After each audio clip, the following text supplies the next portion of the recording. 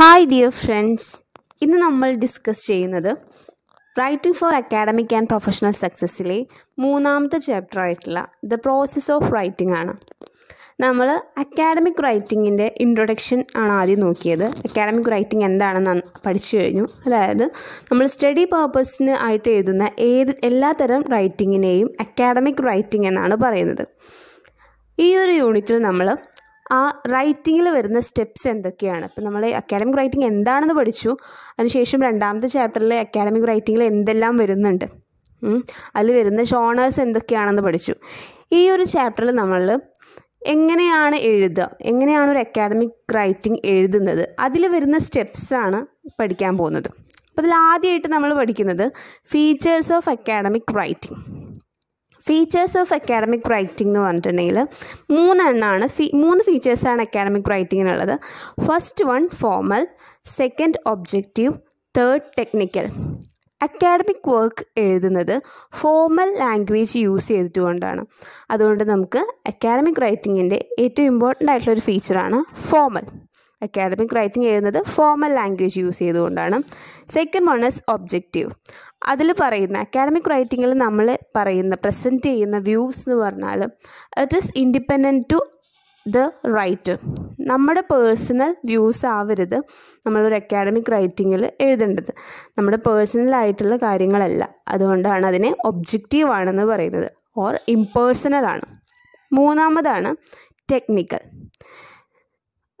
നമ്മൾ എഴുതുന്ന സമയത്ത് ഒരു പാറ്റേൺ, ഒരു ഓർഗനൈസ് ചെയ്യുന്നത് ഒരു സെറ്റ് ഓഫ് പാറ്റേണിലാണ്. അതുപോലെ തന്നെ നമ്മൾ ഒരുപാട് ടെക്നിക്കൽ ടേംസ് നമ്മളൊരു അക്കാഡമിക് റൈറ്റിങ്ങിൽ ഉപയോഗിക്കുന്നുണ്ട്. ഫോർ എക്സാമ്പിൾ, നിങ്ങൾ കൊമേഴ്സ് സ്റ്റുഡൻസ് ആണെങ്കിൽ നമ്മൾ അതിനകത്ത് കൊമേഴ്സ് റിലേറ്റഡ് ആയിട്ടുള്ള ടാക്സും അക്കൗണ്ടിങ്ങും അങ്ങനെ കുറേ വാക്കുകൾ യൂസ് ചെയ്യുന്നുണ്ട്. നിങ്ങളിപ്പോൾ ലിറ്ററേച്ചർ സ്റ്റുഡൻസ് ആണെങ്കിൽ നിങ്ങൾ മെറ്റഫറിനും സിമിലിന്നും അങ്ങനെ കുറേ വേർഡ്സ് യൂസ് ചെയ്യുന്നുണ്ട്. അപ്പോൾ ടെക്നിക്കൽ ആയിട്ടുള്ള വേർഡ്സൊക്കെ നമ്മൾ അക്കാഡമിക് റൈറ്റിങ്ങിൽ യൂസ് ചെയ്യും. സോ അതുകൊണ്ട് നമുക്ക് പറയാം നമ്മുടെ അക്കാഡമിക് റൈറ്റിങ്ങിൻ്റെ ഒരു ഫീച്ചറാണ് ടെക്നിക്കൽ. 3 ഫീച്ചേഴ്സാണുള്ളത്. First one is formal, second objective, third technical. The process of academic writing. The process of academic writing എന്ന് പറഞ്ഞാൽ നമ്മൾ എഴുതാൻ തുടങ്ങുകയാണ്. അക്കാഡമിക് റൈറ്റിംഗ് എഴുതുന്നതിന് മെയിനായിട്ട് 5 സ്റ്റെപ്സാണുള്ളത്.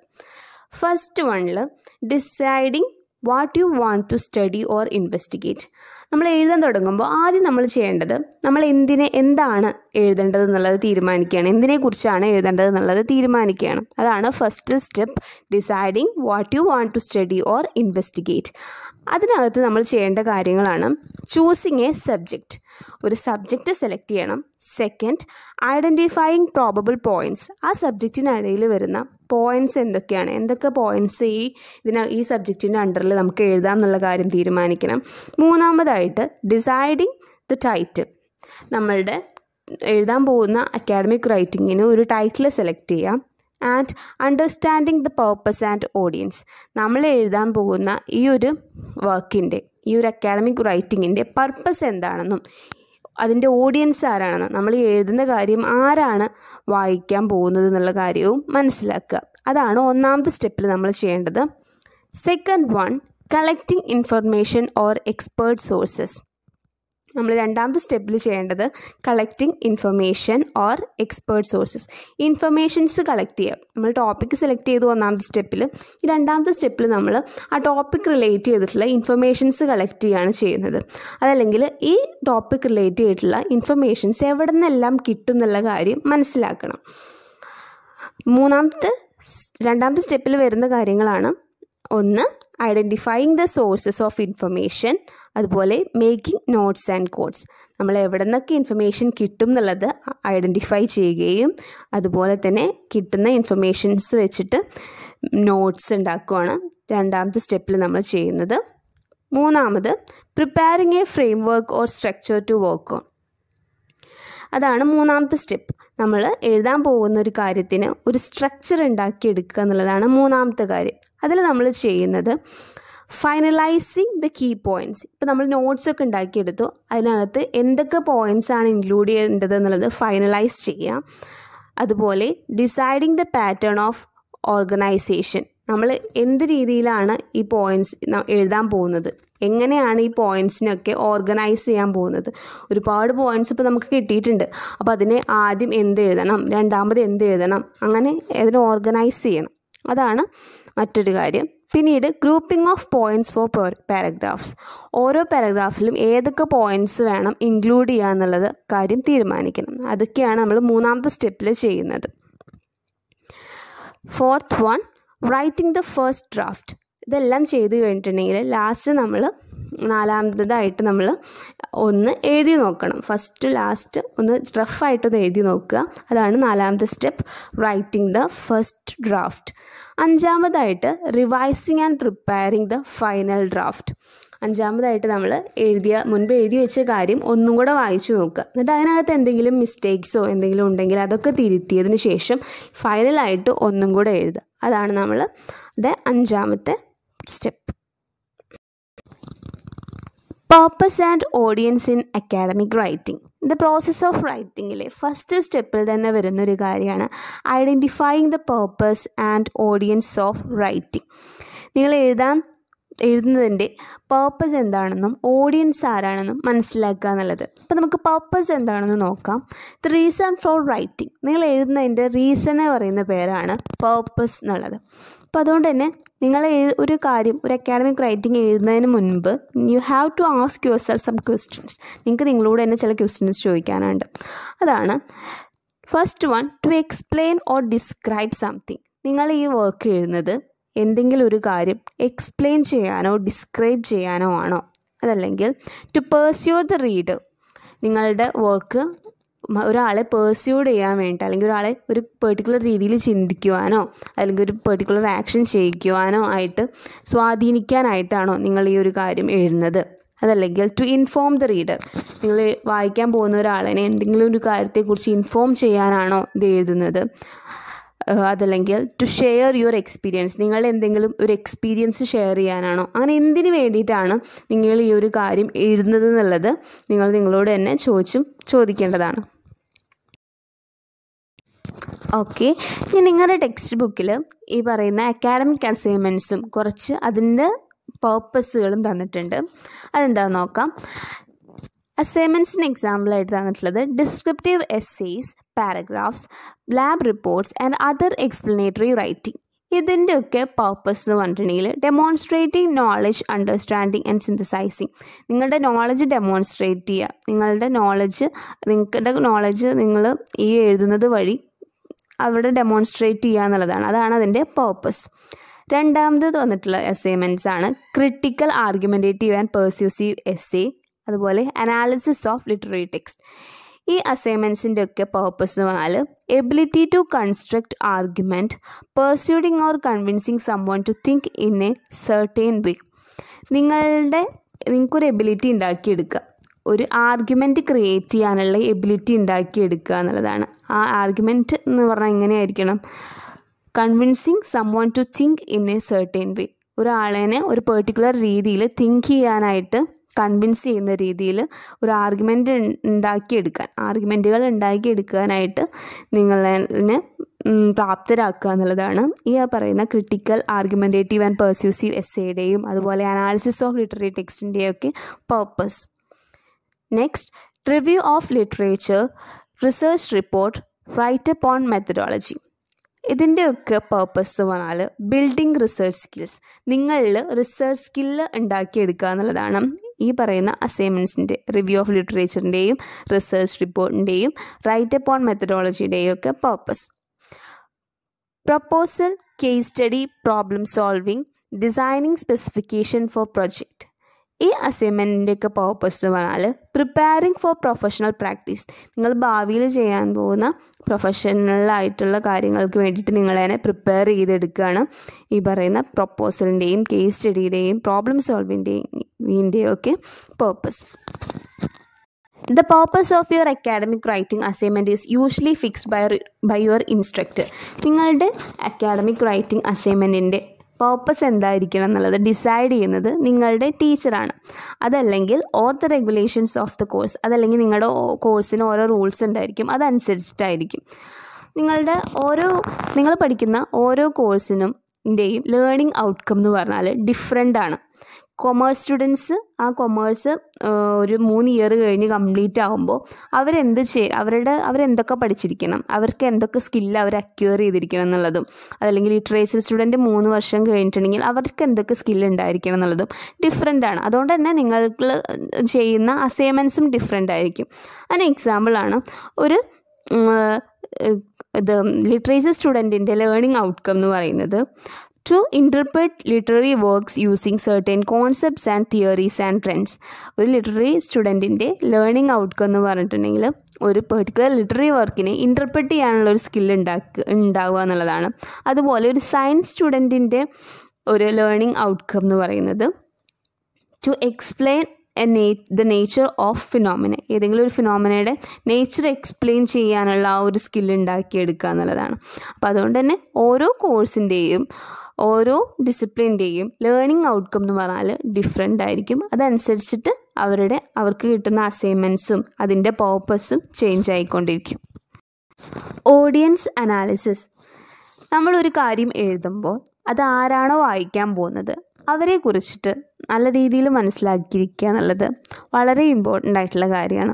അത് നമ്മളിലൊരു എഫക്റ്റീവായിട്ടുള്ളൊരു കമ്മ്യൂണിക്കേഷൻ നടക്കണമെങ്കിൽ, നമ്മളൊരു കമ്മ്യൂണിക്കേഷൻ നടക്കാൻ വേണ്ടിയിട്ടാണല്ലോ എഴുതുന്നത്. അപ്പോൾ ഒരു എഫക്റ്റീവായിട്ടുള്ളൊരു കമ്മ്യൂണിക്കേഷൻ നടക്കണമെങ്കിൽ ഇത് വായിക്കുന്ന ആളെ കുറിച്ചിട്ട് നമുക്ക് നല്ല നോളജ് ഉണ്ടായിരിക്കണം.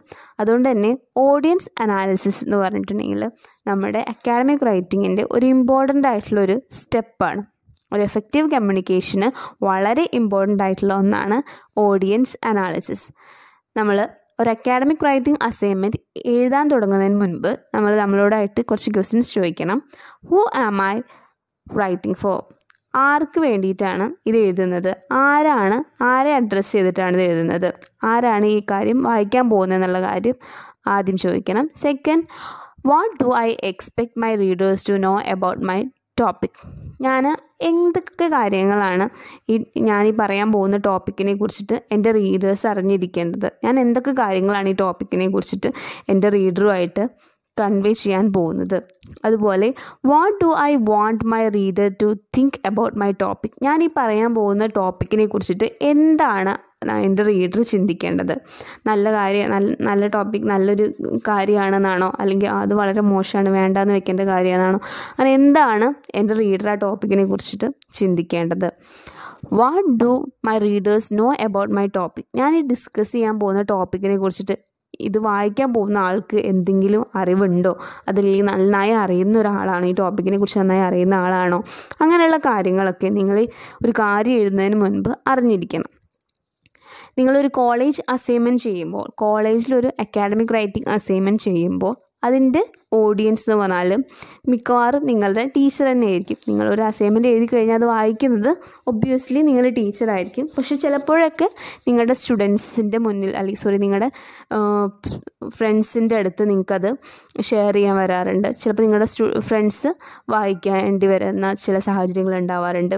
അതല്ലെങ്കിൽ ചിലപ്പോൾ നിങ്ങളുടെ കോളേജിലൊരു സെമിനാറോ കോൺഫറൻസോ ഒക്കെ വരുമ്പോൾ അവിടെ നിങ്ങൾക്കത് പ്രസൻറ്റ് ചെയ്യുന്ന സാഹചര്യങ്ങളും വരാറുണ്ട്. അപ്പോൾ നിങ്ങളുടെ കോളേജിലെ അക്കാഡമിക് റൈറ്റിംഗ് അസൈൻമെൻറ്റിൻ്റെ ഓഡിയൻസ് മാറും. ചിലപ്പോൾ നിങ്ങളുടെ ഫ്രണ്ട്സും അതല്ലെങ്കിൽ ഒരു കോൺഫറൻസിനോ സെമിനാറിനോ അറ്റൻഡ് ചെയ്യുന്ന ആളുകളും നിങ്ങളുടെ ഓഡിയൻസായി മാറാറുണ്ട്. നിങ്ങൾ ഒരു കാര്യം എഴുതുന്നതിന് മുൻപ് തന്നെ നിങ്ങളുടെ ഓഡിയൻസ് ആരാണെന്നും, അതുപോലെ ആ ഓഡിയൻസിനെ കുറിച്ചിട്ട്, ആ ഓഡിയൻസിന് ആ ടോപ്പിക്കിനെ കുറിച്ചിട്ട് എത്രമാത്രം നോളജ് ഉണ്ടെന്നും, ഓഡിയൻസിൻ്റെ ഏജ് എന്താണ്, അതുപോലെ അവരുടെ എത്നിക് ഐഡൻറ്റിറ്റി എന്താണ്, അവരുടെ ജെൻഡർ എന്താണ്, ഇതൊക്കെ അറിഞ്ഞിരിക്കണം. ഈ കാര്യങ്ങളൊക്കെ അറിഞ്ഞാൽ മാത്രമേ നിങ്ങൾക്ക് ഏത് സ്റ്റൈലിൽ അവതരിപ്പിക്കണമെന്നും അതുപോലെ അതിൻ്റെ കണ്ടൻറ്റ് എന്ത് എടുക്കണം എന്നൊക്കെ ഉള്ളത് കറക്റ്റായിട്ട് തീരുമാനിക്കാൻ പറ്റുള്ളൂ. നിങ്ങൾക്കൊരു ചെറിയ കുട്ടികളുടെ അടുത്ത് അവതരിപ്പിക്കേണ്ട രീതിയും കുറച്ച് മുതിർന്ന ആൾക്കാരുടെ അടുത്ത് അവതരിപ്പിക്കേണ്ട രീതിയും വേറെയാണ്. അപ്പോൾ അവരുടെ നോളജും അവരുടെ പ്രായവും ജെൻഡറും ഒക്കെ അറിഞ്ഞിരിക്കണം. എന്നാൽ മാത്രമേ നിങ്ങൾക്ക് നിങ്ങളുടെ എഴുത്തിൻ്റെ സ്റ്റൈലും കണ്ടൻറ്റും തീരുമാനിക്കാൻ പറ്റുള്ളൂ. അതുകൊണ്ട് തന്നെ നിങ്ങളുടെ അക്കാഡമിക് റൈറ്റിങ്ങിൻ്റെ അസൈൻമെൻറ്റിൻ്റെ ഏറ്റവും ഇമ്പോർട്ടൻ്റ് ആയിട്ടുള്ള ഒരു കാര്യമാണ് നിങ്ങളുടെ ഓഡിയൻസിനെ അല്ലെങ്കിൽ നിങ്ങളുടെ റീഡറിനെ മനസ്സിലാക്കുക എന്നുള്ളതും നിങ്ങൾ എഴുതുന്നതിൻ്റെ പർപ്പസ് എന്താണെന്ന് മനസ്സിലാക്കുക എന്നുള്ളതും. അത് മനസ്സിലാക്കിയാൽ മാത്രമേ നിങ്ങളുടെ അക്കാഡമിക് റൈറ്റിംഗ് അസൈൻമെൻറ്റ് അണ്ടർസ്റ്റാൻഡബിൾ ആക്കാൻ പറ്റുള്ളൂ. അതുപോലെ തന്നെ നിങ്ങളുടെ റീഡേഴ്സിൻ്റെ എക്സ്പെക്റ്റേഷൻസിനെ സാറ്റിസ്ഫൈ ചെയ്യണമെങ്കിൽ റീഡേഴ്സിനെ കുറിച്ചിട്ട് ക്ലിയർ ആയിട്ട് അറിഞ്ഞിരിക്കണം. Choosing an appropriate voice. Choosing an appropriate വോയിസിൽ നമ്മൾ നോക്കുന്നത് നമ്മളൊരു അക്കാഡമിക് റൈറ്റിംഗ് എഴുതുമ്പോൾ അതിലേത് പ്രൊനൗൺസ് യൂസ് ചെയ്യണം എന്നാണ്. ഇപ്പോൾ പറഞ്ഞു നമ്മുടെ അക്കാഡമിക് റൈറ്റിംഗ് എപ്പോഴും ഒബ്ജക്റ്റീവ് ആയിരിക്കണം എന്നുള്ളത്. അതായത് നമ്മുടെ പേഴ്സണലായിട്ടുള്ള കാര്യങ്ങളൊന്നും, പേഴ്സണൽ വ്യൂസും അപ്രോച്ചസും എല്ലാം മറിച്ച് ഒബ്ജക്റ്റീവായിട്ടുള്ള പേഴ്സ്പെക്റ്റീവ്സും അപ്രോച്ചസുമാണ് ഒരു അക്കാഡമിക് റൈറ്റിങ്ങിൽ വേണ്ടത്. അപ്പോൾ നമ്മൾ ഏത് പ്രൊനൗൺസാണ് അതിൽ യൂസ് ചെയ്യുക? പ്രൊനൗൺസ് പറഞ്ഞാൽ I, you, they, he, she it അങ്ങനെയൊക്കെ ഇല്ലേ? അതിലേതാണ് നമ്മൾ ഒരു അക്കാഡമിക് റൈറ്റിംഗ് എഴുതുമ്പോൾ ഉപയോഗിക്കേണ്ടതെന്നാണ് ഈ ഒരു സെക്ഷനിൽ നമ്മൾ നോക്കാൻ പോകുന്നത്. ഇപ്പോൾ നമ്മളൊരു എസ്സേ എഴുതുമ്പോൾ അത് എത്ര ഒബ്ജക്റ്റീവ് ആവണം എന്ന് പറഞ്ഞിട്ടുണ്ടെങ്കിൽ, ഒബ്ജക്റ്റീവ് മീൻസ് ഇംപേഴ്സണൽ, എത്ര ഒബ്ജക്റ്റീവ് ആവണം എന്ന് പറഞ്ഞാലും നമ്മളൊരു എസ്സേ എഴുതുമ്പോൾ അതിൽ നമ്മുടെ വ്യൂസ് തന്നെയാണ് നമ്മൾ ഷെയർ ചെയ്യുന്നത്.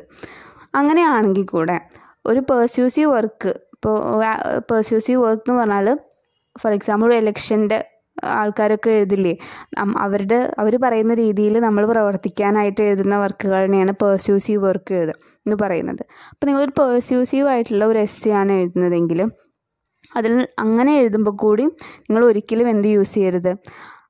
ഐ തിങ്ക്, അതുപോലെ in my opinion, I found that, അങ്ങനത്തെ എക്സ്പ്രഷൻസ് ഒന്നും യൂസ് ചെയ്യരുത്. നിങ്ങളുടെ ഒരു അക്കാഡമിക് റൈറ്റിംഗ് എന്ന് പറഞ്ഞിട്ടുണ്ടെങ്കിൽ അത് എപ്പോഴും ന്യൂട്രൽ ആയിരിക്കണം. ഒരു ഭാഗത്തേക്കും പ്രത്യേക താല്പര്യമുള്ളതും അങ്ങനെ അതല്ലെങ്കിൽ ഒരിക്കലും നിങ്ങളുടെ പേഴ്സണലായിട്ടുള്ള കാര്യങ്ങൾ ഇൻവോൾവ് ആവുന്നതൊന്നും ആവരുത്. നിങ്ങളുടെ വർക്ക് എപ്പോഴും ന്യൂട്രൽ ആയിരിക്കണം. അതുകൊണ്ട് തന്നെ നിങ്ങൾ ഒരിക്കലും പേഴ്സണൽ പ്രൊനൗൺസ് ഒന്നും ഉപയോഗിക്കരുത്. ഐ എന്നുള്ള വെച്ചിട്ടുള്ള പ്രൊനൗൺസ് ഒന്നും യൂസ് ചെയ്യരുത്. മറിച്ച് നിങ്ങൾ യൂസ് ചെയ്യേണ്ട പ്രൊനൗൺസ് എന്ന് പറഞ്ഞാൽ തേർഡ് പേഴ്സൺ പ്രൊനൗൺസ് ആണ്. അതായത് ഹീ, ഷീ, ഇറ്റ്, ദേ അതൊക്കെയാണ് തേർഡ് പേഴ്സൺ പ്രൊനൗൺസ്. പക്ഷെ ഒരിക്കലും ഹീ, ഷീ, ഇറ്റ് ഒന്നല്ല, കൂടുതലും ദേ വെച്ചിട്ടുള്ള, അതായത് തേർഡ് പേഴ്സൺ പ്ലൂറൽ പ്രൊനൗൺസ് വേണം ഒരു അക്കാഡമിക് റൈറ്റിങ്ങിൽ ഉപയോഗിക്കാൻ. തേർഡ് പേഴ്സൺ പ്ലൂറൽ പ്രൊനൗൺസ് പറഞ്ഞാൽ ദേ ഒക്കെയാണ് അതിൽ വരുന്നത്. അതെന്തിനാണ്? അതുപോലെ തന്നെ നിങ്ങൾ ചില സമയങ്ങളിൽ നിങ്ങൾക്ക് ഓട്ടോബയോഗ്രഫിക്കൽ ആയിട്ടുള്ളതും അതുപോലെ മെമ്മറീസും ഒക്കെ എഴുതേണ്ടി വരും, അല്ലെങ്കിൽ പേഴ്സണൽ വ്യൂസിനെ കുറിച്ചിട്ടൊക്കെ എഴുതേണ്ടി വരും.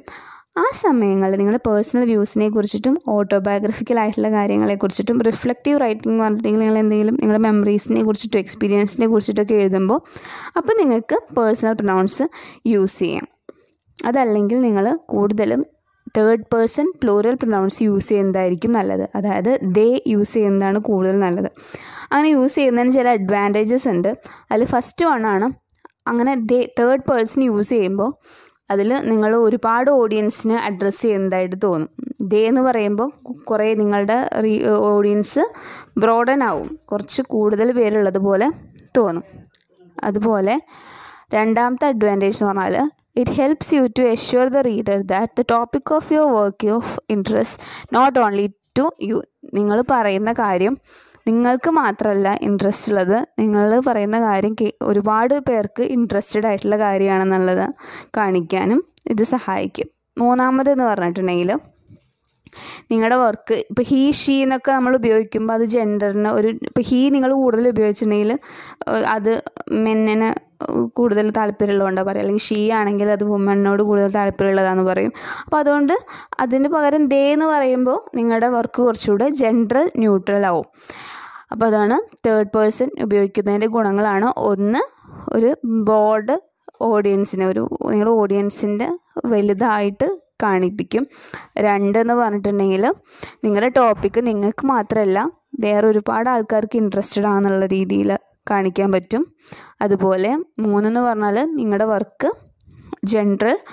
ജെൻഡർ ന്യൂട്രലും ആവും. ഇനി നിങ്ങൾ എങ്ങനത്തെ വർക്ക് എന്ത് പ്രൊനൗൺസ് ആണോ യൂസ് ചെയ്താലും നിങ്ങളുടെ വർക്ക് എന്ന് പറഞ്ഞാൽ എപ്പോഴും it should sound educated, well informed, sophisticated and rational. നിങ്ങളുടെ അസൈൻമെൻറ്റ്സ് എപ്പോഴും എഡ്യൂക്കേറ്റഡ് ആയിട്ട് തോന്നണം, അതുപോലെ വെൽ ഇൻഫോംഡ് ആയിരിക്കണം, അതുപോലെ സൊഫിസ്റ്റിക്കേറ്റഡ് ആയിരിക്കണം, റാഷണലും ആയിരിക്കണം.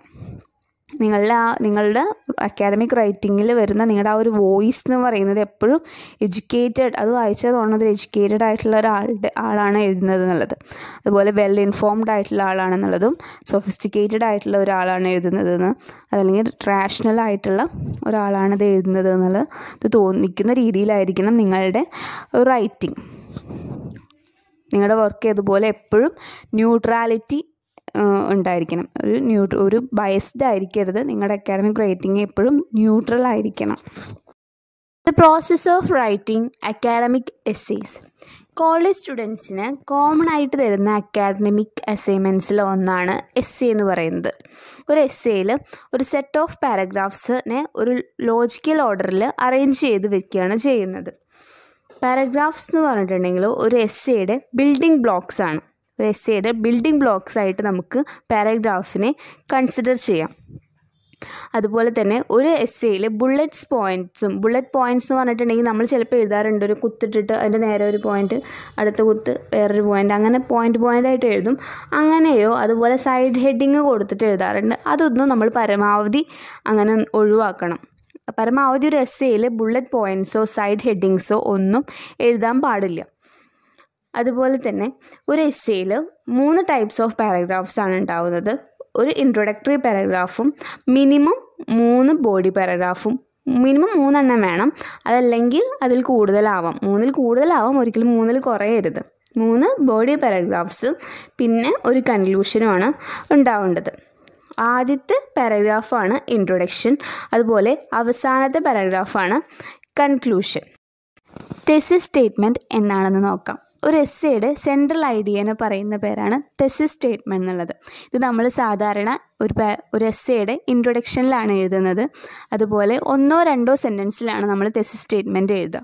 ഇൻട്രൊഡക്ഷനിൽ തെസിസ് സ്റ്റേറ്റ്മെൻറ്റും ആ തെസിസ് സ്റ്റേറ്റ്മെൻറ്റിൻ്റെ എക്സ്പ്ലനേഷനും ഉണ്ടായിരിക്കും. അതുപോലെ തന്നെ നമ്മൾ എഴുതാൻ പോകുന്ന ടോപ്പിക്കിൻ്റെ ഒരു ബാക്ക്ഗ്രൗണ്ട് ഇൻഫർമേഷനും നമ്മൾ ഇൻട്രൊഡക്ഷനിൽ കൊടുക്കണം. അതുപോലെ നമ്മളുടെ ടോപ്പിക്കിനെ സപ്പോർട്ട് ചെയ്യാനായിട്ടുള്ള ഐഡിയാസിനെ കുറിച്ചുള്ള ഹിൻസും ഇൻട്രൊഡക്ഷനിൽ കൊടുത്തിരിക്കണം. ഇപ്പം 3 കാര്യങ്ങളാണ് മെയിനായിട്ട് വേണ്ടത്.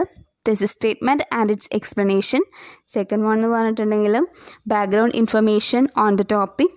Third one, ideas, hints on the ideas that are used to support the main idea. ഈ കാര്യങ്ങളൊക്കെ ഇൻട്രൊഡക്ഷനിൽ ഇൻക്ലൂഡ് ചെയ്യണം.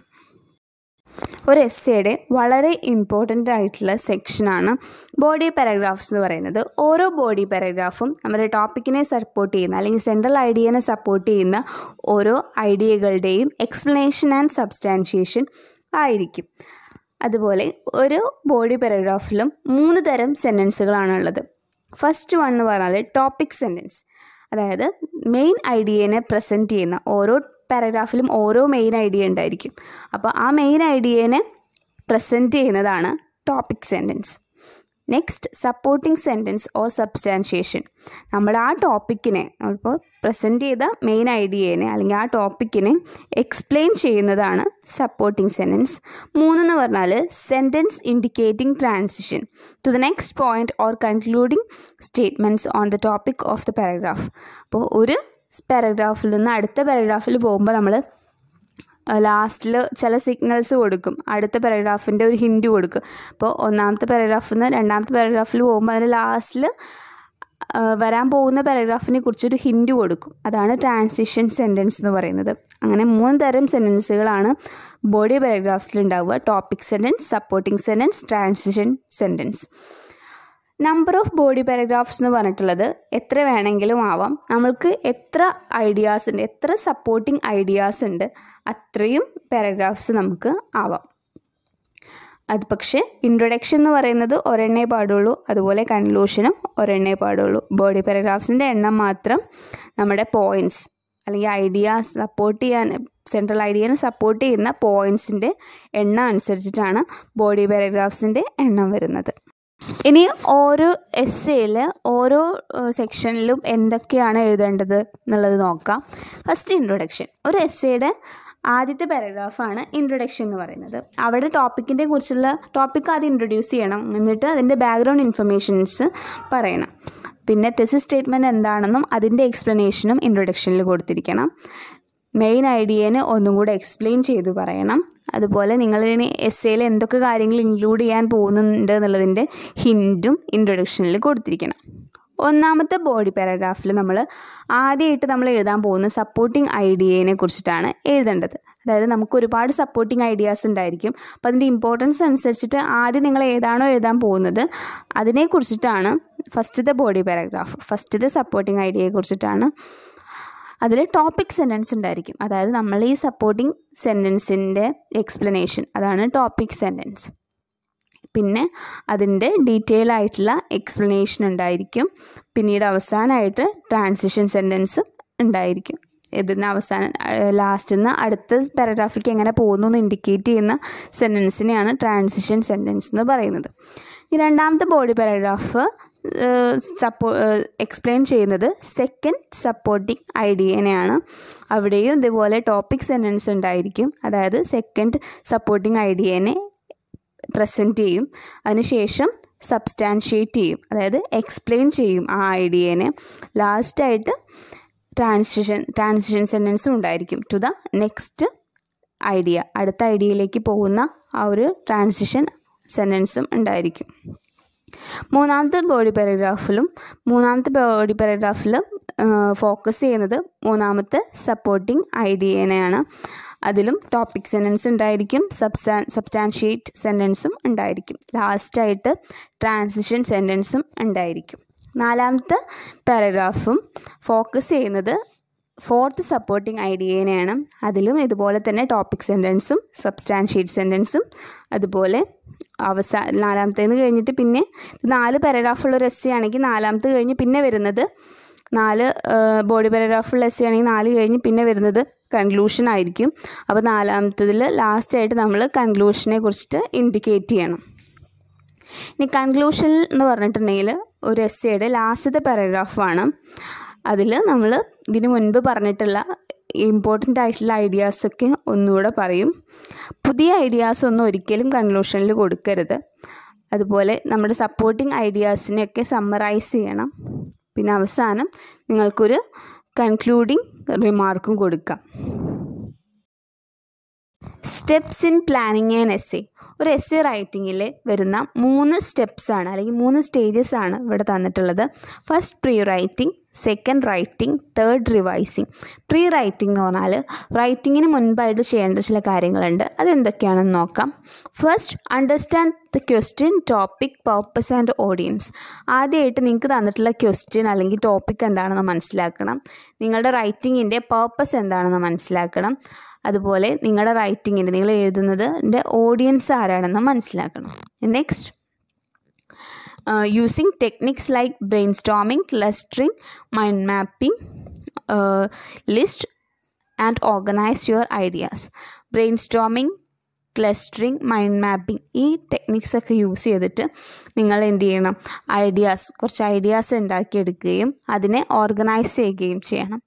നെക്സ്റ്റ്, നിങ്ങൾക്ക് ടീച്ചർ ഒരു ക്വസ്റ്റ്യൻ ആണ് തന്നിട്ടുള്ളതെങ്കിൽ നിങ്ങൾ അതിനെ ഒരു ടോപ്പിക്കാക്കി മാറ്റുകയും ഒരു ടോപ്പിക്കാണ് തന്നിട്ടുള്ളതെങ്കിൽ അതിനൊരു ക്വസ്റ്റ്യൻ ആക്കി മാറ്റുകയും ചെയ്യണം. അതല്ലെങ്കിൽ ഒരു കീവേഡാണ് തന്നിട്ടുള്ളതെങ്കിൽ നിങ്ങളതിനെ ഒരു ടോപ്പിക്കായിട്ടും ക്വസ്റ്റ്യനായിട്ടും മാറ്റണം. പിന്നീട് ടോപ്പിക്ക് കിട്ടിക്കഴിഞ്ഞിട്ടുണ്ടെങ്കിൽ നിങ്ങൾ ആ ടോപ്പിക് റിലേറ്റഡ് ഇൻഫർമേഷൻ കിട്ടുന്ന സോഴ്സസിനെ ഐഡൻറ്റിഫൈ ചെയ്യുകയും അവിടെ നിന്ന് ഇൻഫർമേഷൻസ് കളക്ട് ചെയ്യുകയും ചെയ്യണം. അതാണ് identify the sources, gather relevant materials. അതിന് ശേഷം പ്രിപ്പയർ ആൻ ഔട്ട്ലൈൻ. ഇപ്പം നിങ്ങൾക്ക് ഐഡിയാസും മെറ്റീരിയൽസും ഒക്കെ കിട്ടിക്കഴിഞ്ഞു. ഇനി അതിനൊക്കെ ഒരു ഓർഡറിൽ അറേഞ്ച് ചെയ്യണം. Last, identify the thesis statement.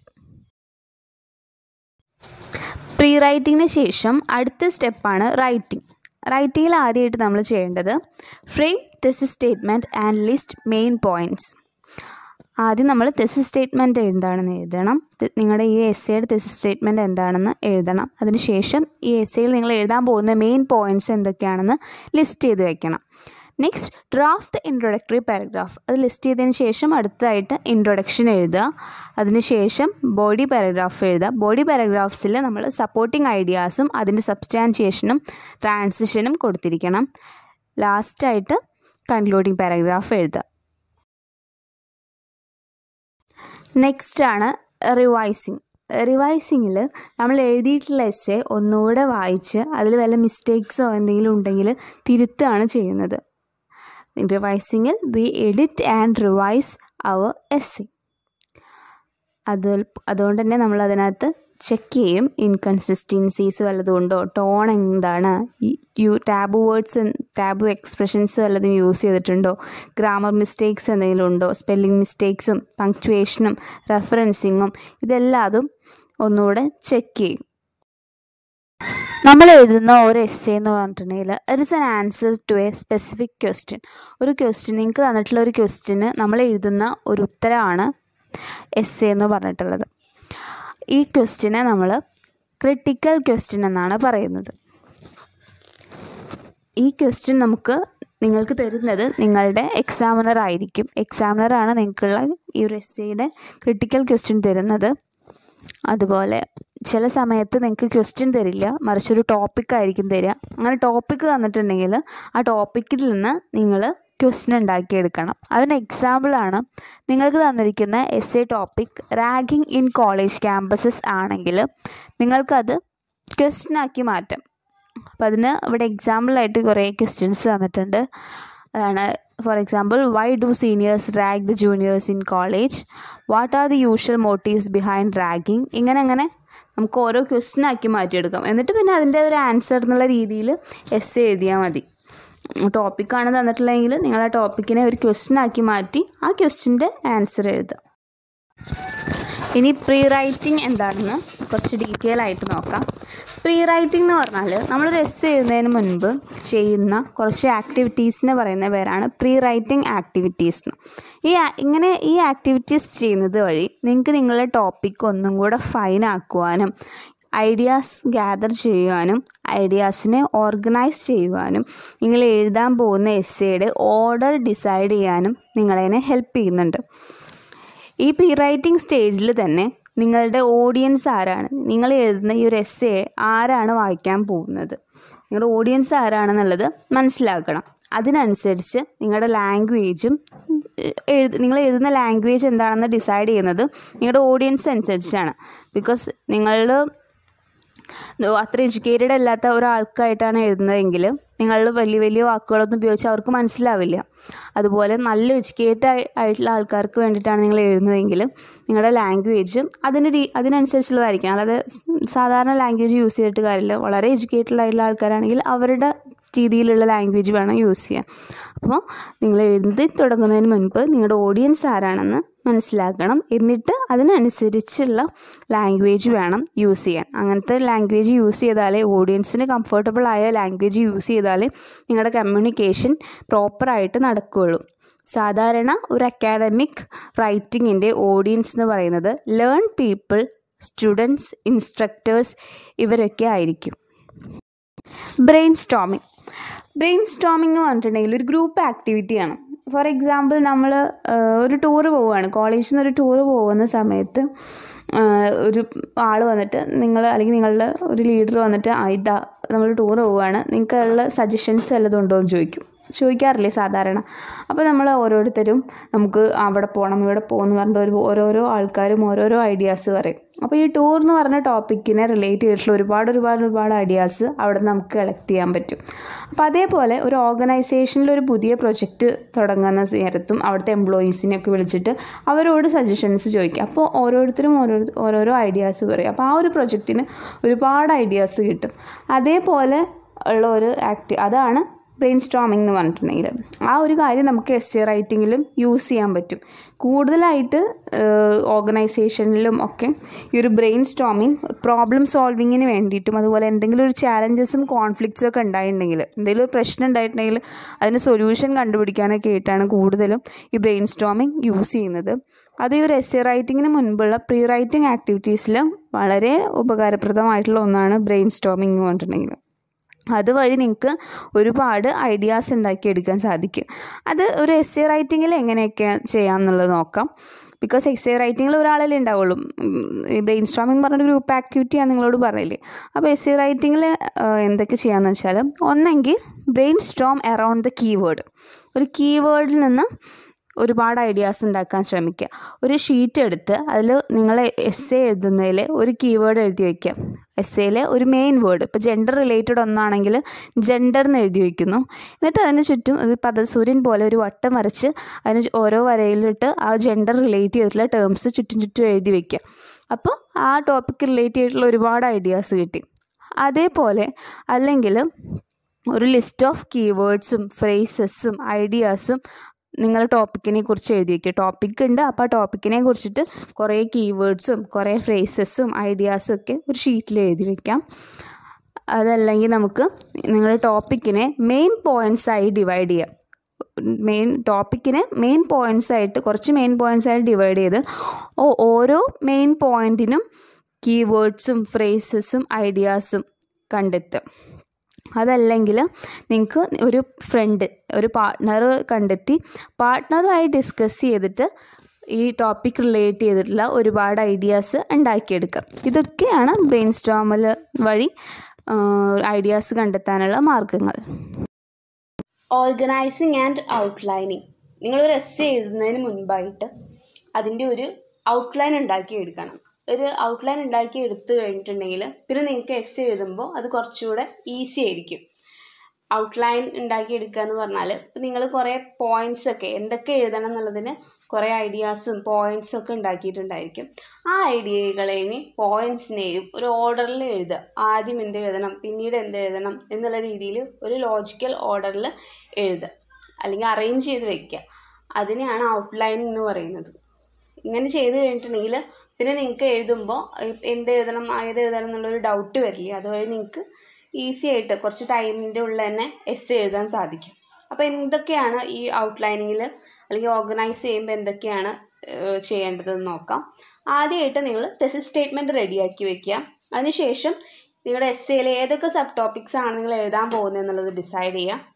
പിന്നീട് നിങ്ങളുടെ ആർഗ്യുമെൻറ്റിനെ സപ്പോർട്ട് ചെയ്യാനായിട്ടുള്ള കോഡ്സും ആ കോഡ്സിൻ്റെ സോഴ്സസും കളക്ട് ചെയ്ത് വെക്കുക. പിന്നീട് സബ് ടോപ്പിക്സിനൊക്കെ ഒരു ഓർഡറിൽ അറേഞ്ച് ചെയ്യുക. കുറേ സബ് ടോപ്പിക്സ് ഇപ്പോൾ ഏതൊക്കെ എഴുതണം എന്നുള്ളത് തീരുമാനിച്ചതിന് ശേഷം അതിൽ ഏത് ആദ്യം എഴുതണം ഏത് പിന്നീട് എഴുതണം എന്നുള്ളത് ഡിവൈഡ് ചെയ്ത് വെക്കുക. അതിനുശേഷം അവസാനമായിട്ട് അതിനെ ഒരു ഓർഡറിലേക്ക് കൊണ്ടുവരിക. ഏത് ഓർഡറിലാണ് നിങ്ങൾ എഴുതുന്നത് അല്ലെങ്കിൽ ഏത് മെത്തേഡിലാണ് നിങ്ങൾ ഈ എസ്സേ എഴുതുന്നത് എന്നുള്ളത് തീരുമാനിക്കുക. അപ്പോൾ ഒരു സാധാരണ എസ്സേയിൽ എന്ന് പറഞ്ഞിട്ടുണ്ടെങ്കിൽ ആദ്യം നിങ്ങൾ ബാക്ക്ഗ്രൗണ്ട്, എയിംസ് ആൻഡ് തെസിസ് സ്റ്റേറ്റ്മെൻ്റ് ആണ് ആദ്യം ഇൻട്രൊഡക്ഷനിൽ എഴുതുക. നിങ്ങളുടെ ടോപ്പിക്കിൻ്റെ ബാക്ക്ഗ്രൗണ്ടും നിങ്ങളുടെ ടോപ്പിക്കിൻ്റെ എയിംസും തെസിസ് സ്റ്റേറ്റ്മെൻറ്റും ആദ്യം എഴുതും. അതിനുശേഷം സബ് ടോപ്പിക്ക്, ഫസ്റ്റ് പോയിൻ്റ് എന്താണോ അത് എഴുതുക. രണ്ടാമത്തെ സബ് ടോപ്പിക്ക് രണ്ടാമതായിട്ട് പോയിൻ്റ് 2, പോയിൻ്റ് 3, പോയിൻ്റ് 4 അങ്ങനെ എഴുതുന്നു. പിന്നീട് അവസാനം കൺക്ലൂഷനിൽ തെസിസ് സ്റ്റേറ്റ്മെൻറ്റ് ഒന്നുകൂടെ റീഫ്രേസ് ചെയ്യുകയും അതിൻ്റെ കൂടെ തന്നെ കൺക്ലൂഡിങ് റിമാർക്സ് കൊടുക്കുകയാണ് സാധാരണ ഒരു എസ്സേയിൽ ചെയ്യുന്നത്.